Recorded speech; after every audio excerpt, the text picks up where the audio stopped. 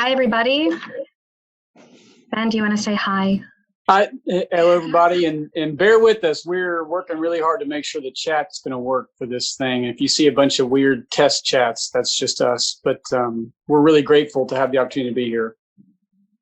And thanks everybody for joining us on this virtual format. I personally am so excited to see this commitment to our resident and fellow training move forward during this time. We hope everybody's staying well.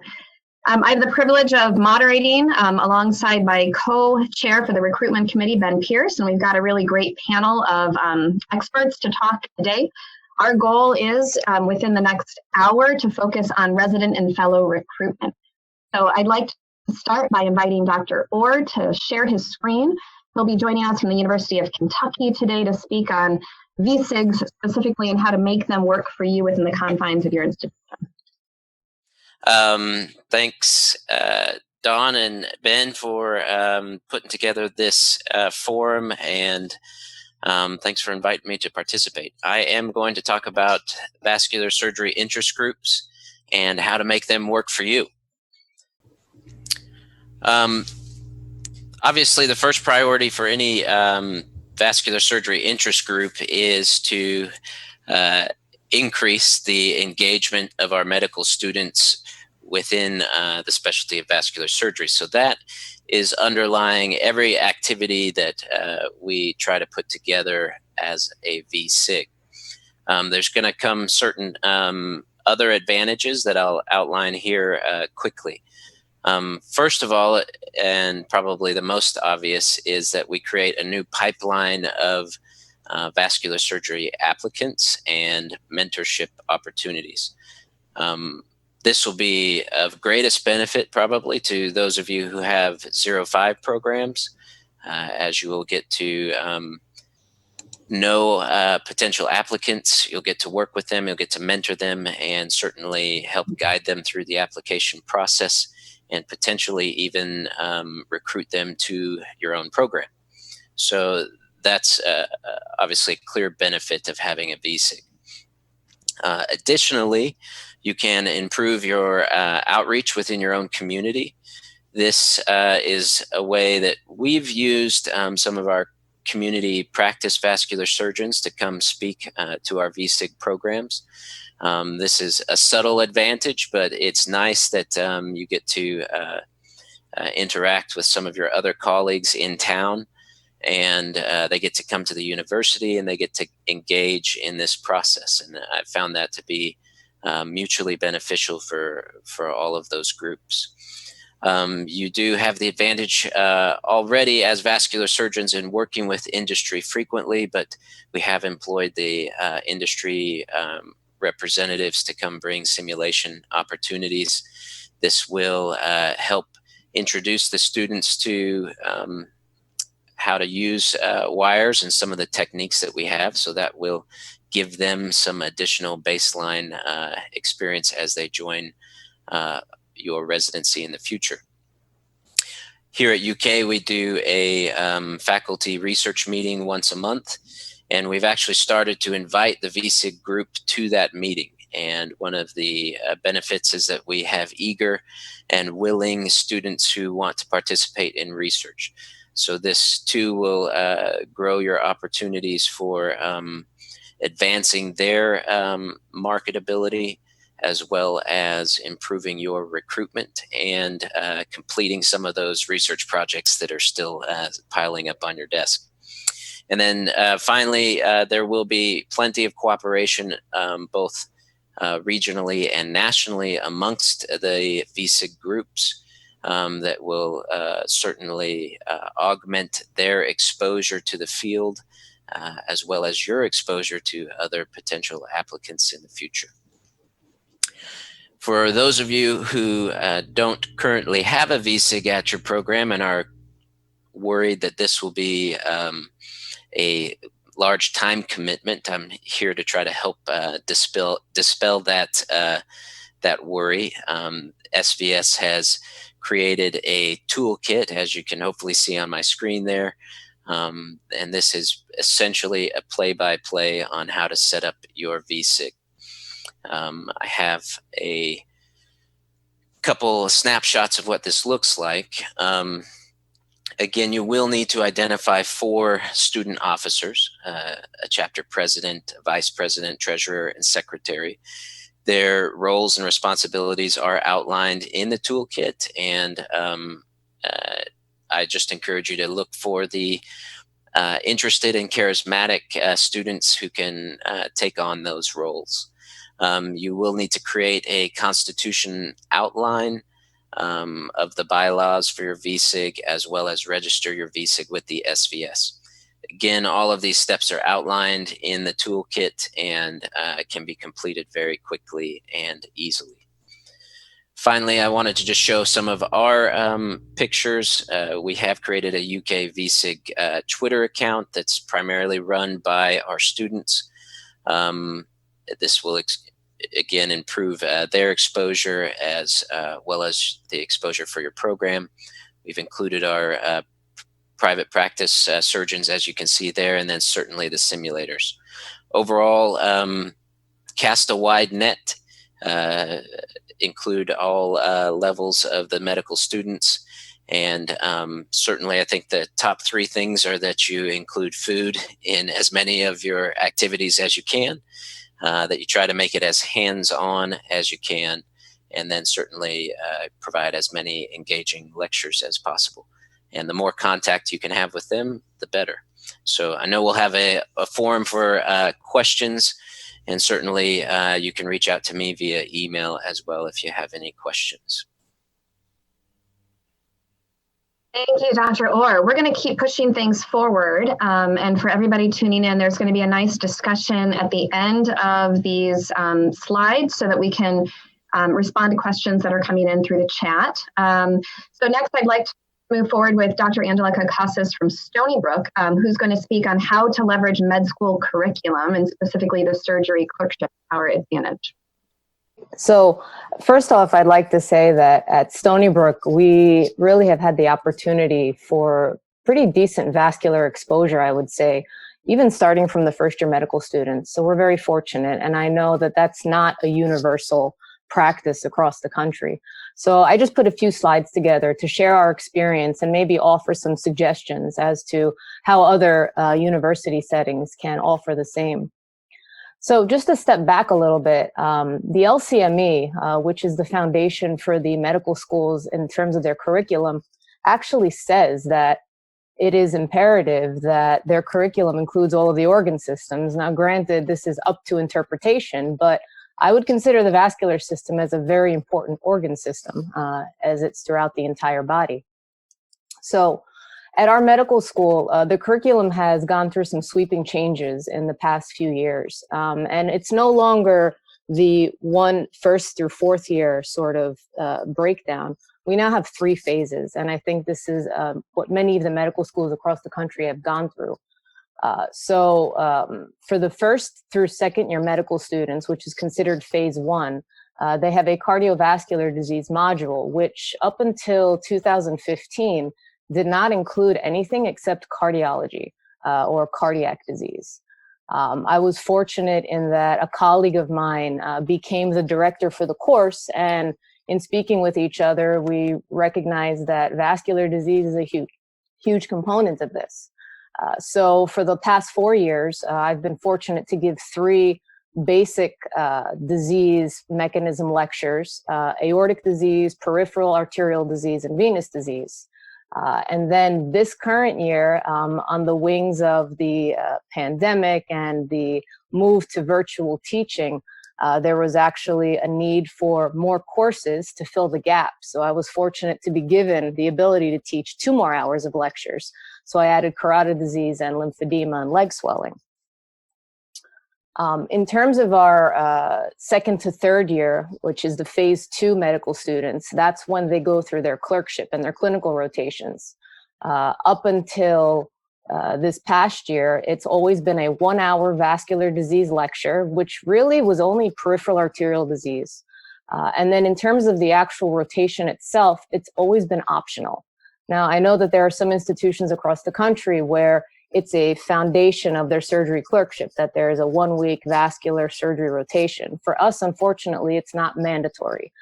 So many of the medical students could potentially graduate without any vascular surgery or disease exposure. And then this current year, again, because of the changes with virtual teaching, I've been asked to give 2 more lectures for the second and third year medical students that are going on their clerkships, which again is a great opportunity. So just sort of some tips for implementing more vascular disease lectures in your medical school. I'd say find a friend. It seems simple, but it's the truth, and that's how it started at our institution. You know, find someone who's on the curriculum committee, someone who is a course or clerkship director, and approach them. And then, of course, volunteer. You know, use it to your advantage that most clinical faculty do not often volunteer their time.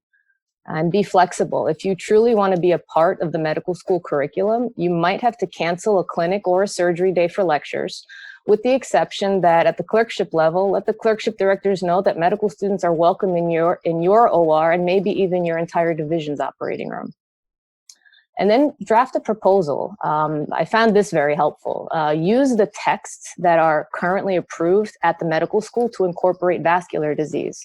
So interestingly enough, all these years, Stony Brook has been using this Lilly's Pathophysiology of Heart Disease. Well, it turns out there are 3 chapters of vascular disease in there. So by using their existing texts, it was easy to say, why don't we teach the whole text? You already have it in your curriculum. And that way there's some continuity in their teaching without the addition of extra texts. Include some objectives, quiz questions for the clerkship students. There's a oral exam at the end of the clerkship with some vascular cases. And then if you're finding it very difficult to prove relevance of vascular disease, I think we can all agree that it's quite prevalent and there is a great impact of disease in the United States, especially if you just want to talk about venous thromboembolism and venous disease. You know, along with the fact that regardless of the specialty that our medical students are choosing, every physician is going to encounter a vascular patient at some point in their career. So thank you. Thank you so much. That was excellent. We're going to keep moving forward. We're a little bit behind, but I'd like to move on to Dr. Jonathan Bath, who's joining us today from the University of Missouri to speak on general surgery residency program outreach, and specifically now how to focus those efforts onto fellowship recruitment. Thanks very much, Dawn and Angela and Ben and the rest of the panel. So I'll talk for a few minutes on general surgery resident outreach. We have a fellowship here at University of Missouri, but not the 05. And that's actually given us quite a lot of exposure to the general surgery residents, and we've enjoyed that a lot. So for those of you that are sort of Walking Dead fans, you know, we probably think that we're the Norman Reedus of the specialties. You know, we do a lot of great operations, a lot of general operations. We operate all over. You know, our patients are sick and challenging. It really is truly exciting specialty to be in. But realistically, this is probably how we're viewed. The general surgery resident sees vascular, I think, in a slightly different light. And we're trying to change that perspective. You know, the patients are challenging. You can't feel pulses. They're all smokers and a little crotchety. And it's a great rotation for some reason for them all to take scheduled vacation. It seems to be sort of that's the theme. So how can we go from there to something that's more attractive and really highlights how exciting our specialty is? Well, this is a nice little video from the SVS recently, sort of a branding video, if you will, demonstrating, I think, the diversity, the breadth, and the exciting things that we do in vascular. Interestingly, you know, many programs lack a strong vascular surgery rotation. Sometimes they'll go outside or go to the VA and such. But, you know, I've always talked to the general surgery program directors at the places I've been, at Cincinnati and here at University of Missouri. We've really rallied and sort of pushed for general surgery residents to be involved in vascular surgery. And I think it's an ideal rotation for the PGY 1 through 4. So, you know, you have to sort of engage them early on, and everybody says this, you know, by the time they're PGY 3, I mean, it's not too late, but really they're sort of enamored with trauma surgery or with being a pancreatic surgeon or something. And so, you know, I think we have to get there early and really try and encourage people from the get-go. I was going to send our PGY3 to this conference, the Society for Clinical Vascular Surgery program. Of course, it was rescheduled, but there were great opportunities at these meetings for folks to go for free, essentially, and have travel scholarships. The SVS has also run a general surgery resident and medical student sort of travel scholarship, which they can put on their CV. And I remember doing this years ago when it was in Denver. And so this has been going on for a long time. And there's a great way of getting people to a conference so they can actually see what we do. In terms of research, I mean, if you can have one of the PGY 1s, 2s, or 3s involved in research, and I presently have a PGY 1 and a PGY 3 involved in co-writing papers with me, this is a great way, I think, of really sort of, getting FaceTime with them, learning how to do these kind of things, and perhaps engendering some support for vascular surgery. So realize really that vascular surgery has a great opportunity for training folks, for general surgery residents of all levels. This is sort of, I don't know if you can see my cursor, this is a picture of the team, residents and fellows and the scrub team alike. So there are some great opportunities for splitting up operations into parts and having, for example, the fellow, when I do a carotid, I have the fellow take the resident through the exposure of the carotid, then we switch and the fellow and I will do the endarterectomy itself, and then I'll have the resident put some stitches in their side, etc. And then they'll sort of close, and there's a little bit for everybody to do. This operation on the left panel, as you can see here, you can see the amount of hands, and this is a thoracoabdominal repair for a patient with a dissection and aneurysm. And there's opportunities to split that operation up, and everybody can do a little bit, from the exposure to the actual technical portion of the sewing to the closure. I mean, there's a lot of opportunities there. So you have to sort of understand as well, what do they want? This is a little bit of a busy slide, and I apologize. Even with Ryan Gosling saying, do you want to do a tibial case? They're probably not going to want to do a tibial case. So the types of operations I think that people want to do are types where they're going to be sewing an anastomosis, a carotid, a fistula, an aortic operation, something that's an index case for them. Remember to stay relevant. I mean, it's easy to become a specialist and sort of be peripherally orbiting the general surgery complement. But really you want to sort of be involved in the teaching conferences. Try and go to the journal clubs on the vascular topics and provide some input. I try and go to M&Ns, although there's only so many times I can listen to how to avoid a bile duct injury. But truly try and be present and really be there and part of the general surgery experience. So with that, really, I'll turn over to the next person. Thanks for listening, and please feel free to get hold of me if you have any other questions. Thank you, Dr. Bath. That was excellent. Please send your questions in, everybody, to the chat and the ask. I think I'm officially in. This has been a bit of a challenge, but I think Ryan Gosling just made it all better. I'd like to invite now Dr. Ben Pierce, my co-chair of the recruitment committee, to speak to us on selling a specialty and branding, how to make vascular surgery great again. Thanks, Ben, for being here. I appreciate the opportunity to talk to you all today. I think that those of you who don't realize, the SVS has started a huge branding project, and I think we need to incorporate this into how we approach our patients on a regular basis, as well as how we are going to approach our recruitment of students going in the future. The lion's share of this work was done by the Public and Professional Outreach Committee of the SVS, and they shared these slides, and so I wanted to acknowledge that. What does branding of vascular surgeons really mean, right? Well, this is something that the SVS, as I said, has really put a huge commitment into. And it's because we probably do so much for the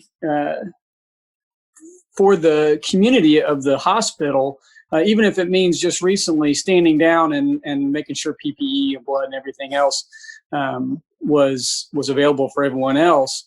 But a lot of times, as Jonathan just showed, we're kind of seen as those sort of walking zombies in the hospital itself.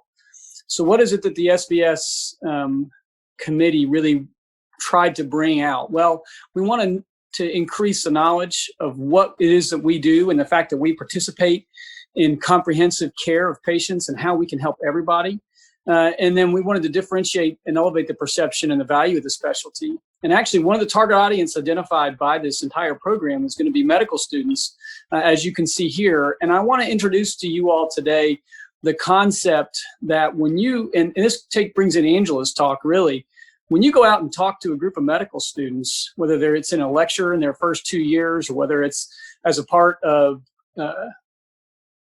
as if it's a part of the third-year rotation or a fourth-year rotation, you're going to be lucky if 0.5% of the kids you talk to end up being vascular surgeons. So who you're really talking to are your future referral doctors. And so there was an engagement with referring sources. We actually did a survey of primary care providers to ask them what they feel about vascular surgeons. Our goals were we wanted them to see us as partners, and we wanted them to know that we do comprehensive care. We want them to know that surgery is only a small part of what it is that we do. And so we sent this survey out to try to get some idea of what it is we're seen as by our referring physicians. And again, I think you can extrapolate that to what the med students see of us. And I think that the biggest thing we can learn from this, again, from the recruitment standpoint and how we talk to medical students, they're watching us and they see what we do. And I'm as guilty as anybody of this, is sort of being frustrated when we see the initial consult from a trauma patient because the radiologist read that the carotid had a 40% stenosis, and you kind of get frustrated with that. Well, we are seen as not being good partners to people. We are seen as being a very specific person that comes in and does an operation. We don't collaborate, and this is what the med students see. This is what our referring doctors see. They also don't really see us as comprehensive, even though we know we're the only folks that can provide, minimally invasive care, medical care, exercise programs, and surgery. The rest of the world of the hospital doesn't see that. And so we're really trying to focus that our role is patient-centered, that we do the right thing. And we all know that this is who we are, but we need to get that message out. And it needs to start in that preclinical curriculum. And if we do that, when these folks become referring docs, I think we're going to see a significant improvement in our standing in the community. So again, one of the things we took away from this is that we got to be really careful about how we approach other specialties. There's a lot of competition. The messaging from the brand is going to be that we take the high road, and that we're not the ones who are pushing out highly aggressive language between the specialties. And we want to make sure that all the target audiences, including the medical students, understand the value of a vascular surgeon in the overall healthcare system. We're going to start by, you're going to see some of this already. There's been a request that went out for pictures, and for those who have pictures of you with patients, and I would even encourage those of us teaching students or teaching residents. I didn't want to give the link to the folks at the SBS office, but if anybody has those pictures and wants to send those in, please email me, and I will be glad to push that on to our committee so we can get those in. But we're trying to make up specific flyers for our referring doctors and for our healthcare partners that use actual images from SVS members. So that's like our first kind of thrust. And then those who tuned into one of the town halls might have seen the very first video that was made. And we're going to make this available where you can link it to any of your tweets, Instagram, Facebook, or other posts. And these are things you can actually incorporate into your talks to medical students, kind of just explaining who we are. And I'm not going to show this one today, but there's a really lovely video that's been made. And so again, I think we got to be mindful that branding vascular surgery means branding it to all the doctors, and these are people we can touch at every step of their medical career to help them to bring us together. So I'm going to stop talking now and turn it back over to the next speaker, if I can figure out how to make this Zoom stop sharing, and we'll go from there. Thank you. Thank you, Ben. We're going to bring up now Dr. Loie Kapmani from the Henry Ford System in Michigan. And Loie happened to train me as a fellow at the University of Michigan, so I'm super excited to see him as part of this panel. Dr. Kapmani is going to talk to us today on what we're looking for in our trainees. And as he finishes up his presentation, we'll have, I think, a good 15 minutes for discussion, I hope, to move forward and answer some of the questions coming in on the chat. Thanks, Dr. Kapmani. I was asked to talk about what we are looking for in trainees. And there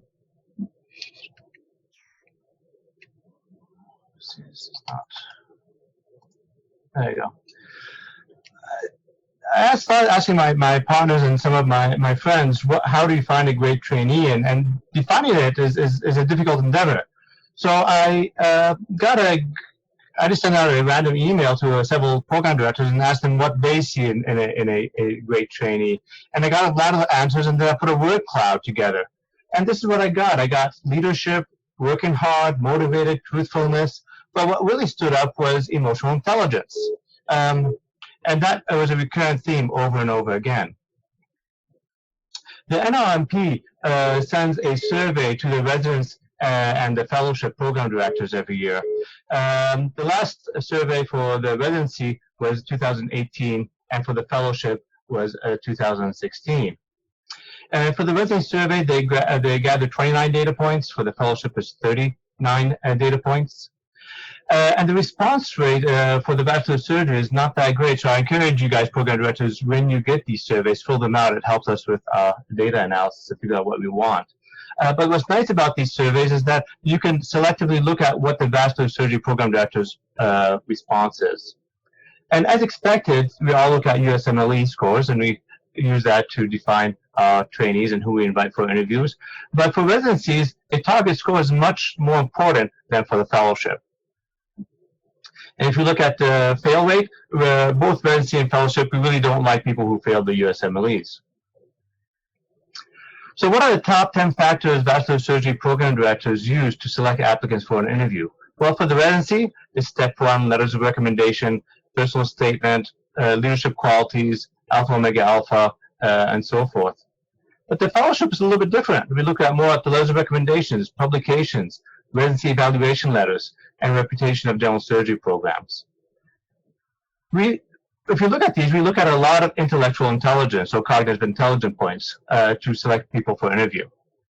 But how about ranking the applicants? Well, if you look at the ranking part of the applicants, we look at a little bit different. The interpersonal skills, interaction with faculty, interaction with the fellows in-house are the key things that we look at. More of emotional intelligence.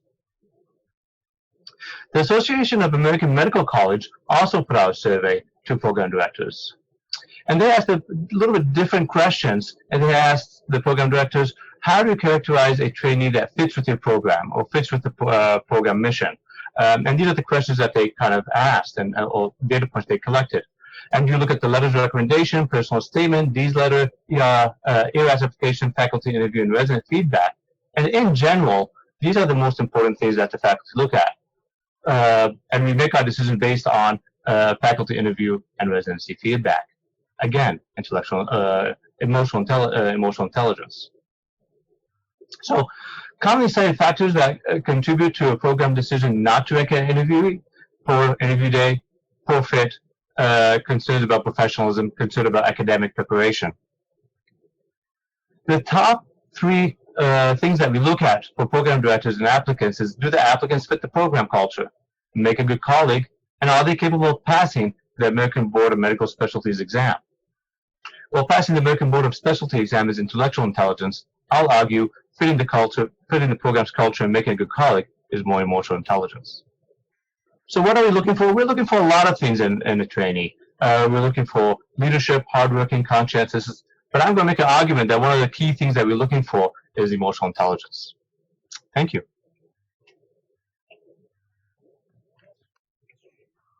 Thank you, Dr. Kabani. That was really excellent. I think we have about 10 minutes for questions, and I'm going to try to bring some questions to the speakers now from the chat online.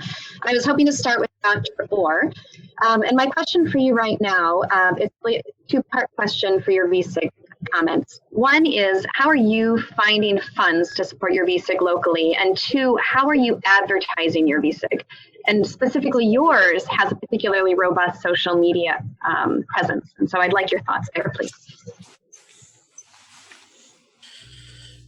Sure.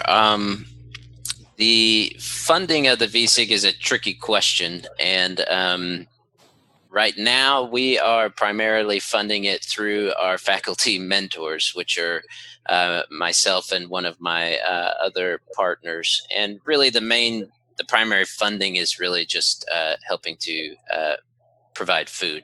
Now, some of that is donated through some of our other programs that we have set up for our fellowship.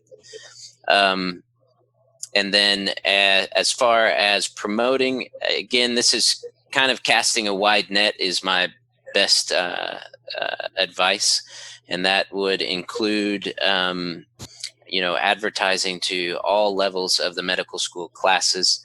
I'm involved in the clerkship as well, so I get to once a month hold them hostage and also advertise our VSIG. And then as far as social media goes, just trying to invite those followers who already have substantial influence within social media certainly will help to broadcast your VSIG, and in turn also following other programs. And I think kind of working hand in hand certainly helps to expand your influence. Thanks. And tell me, how much do you think you need on an annual basis as far as funding? Just give me a ballpark estimate.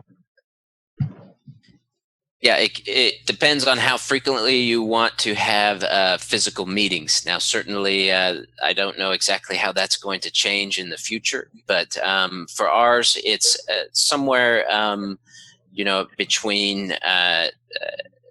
$150 to $200 a meeting, just because we keep our food cheap with as much pizza as possible.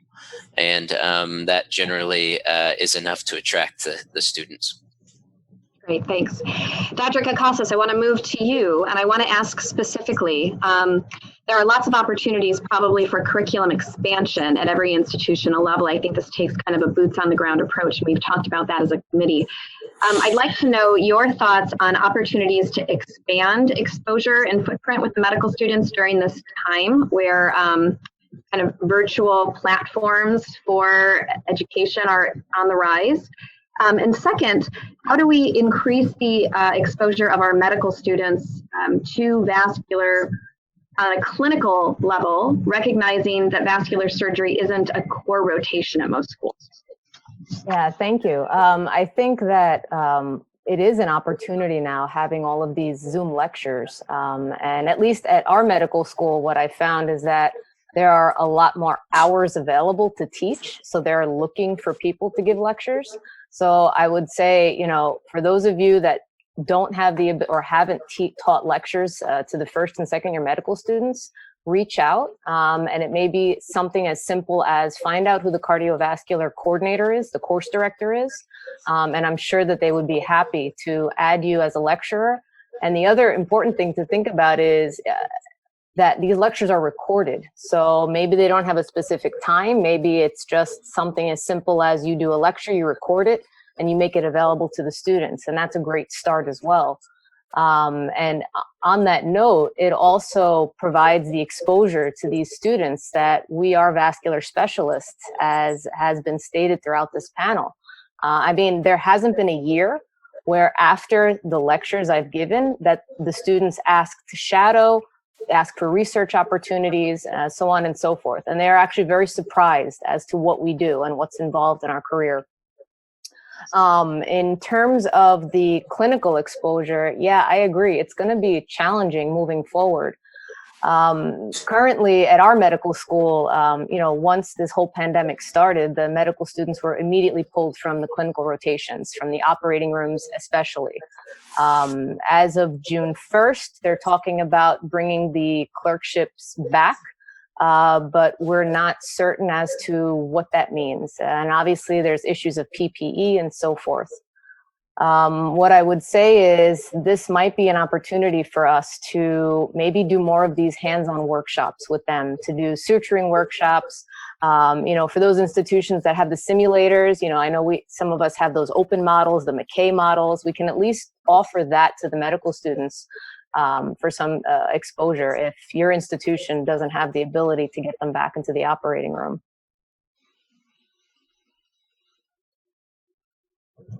Thanks, Angela. I also wanted to follow up on these medical student comments and specifically introduce Rachel Carrington, who I hope is still on with our group. Rachel is coming from LSU and she's the program coordinator there.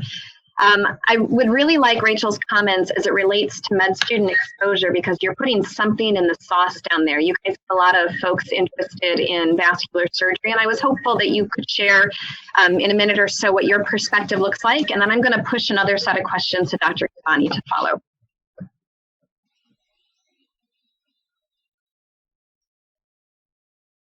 We have Rachel. I see her. Hi, I'm here. I'm sorry. Thank you. Hi. Oh, sorry, guys. And I can't see the chat box. So if there's anything for me in there, please let me know. No, thanks. I was hoping that you could share your perspective from Sure. LSU, because you guys are pretty successful in recruiting students. So in a minute or so, could you share with us maybe what your experience is like and what you're doing intentionally down there? Yes, sure. Thanks. Let me know when you're ready. We're ready. Okay. Okay, so basically we've been, like you said, pretty successful in recruiting students to vascular. So what we do, we have rotations for each year of medical school. For the first year, what we do for students, we do like a job shadowing. Second year, longitudinal. Third year, we have electives in both medicine and surgery. And then fourth year is like a sub internship.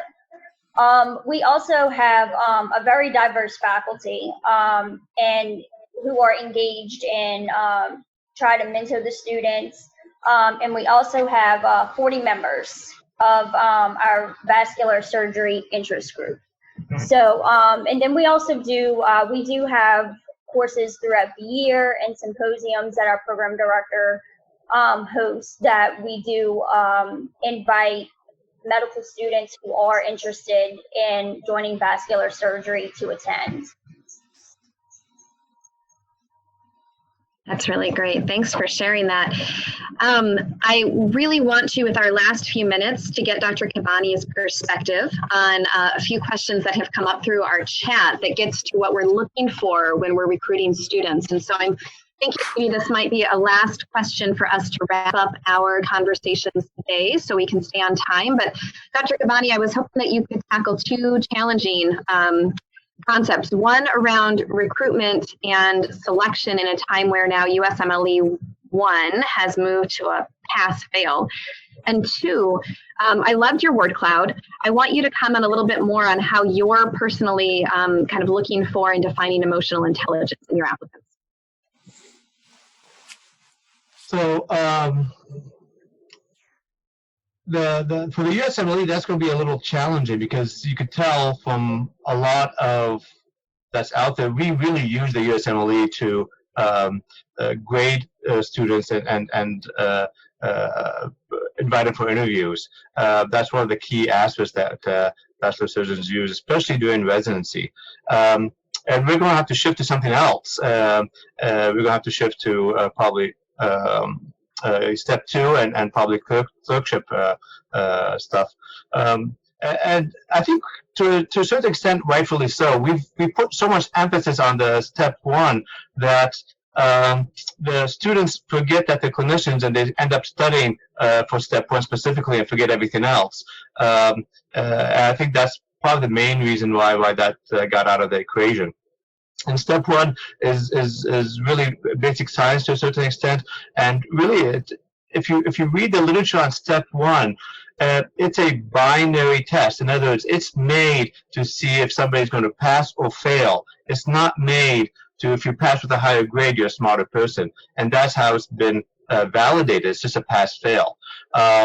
So I think we're going to have to change and start looking at other things. They really want us to look at the whole student, and I think that's very difficult. I don't have a residency program, a fellowship program, so I get maybe 60, 70 applicants, but for the residency, I know you got a lot more applicants. We're going to have to sift through that in a different way.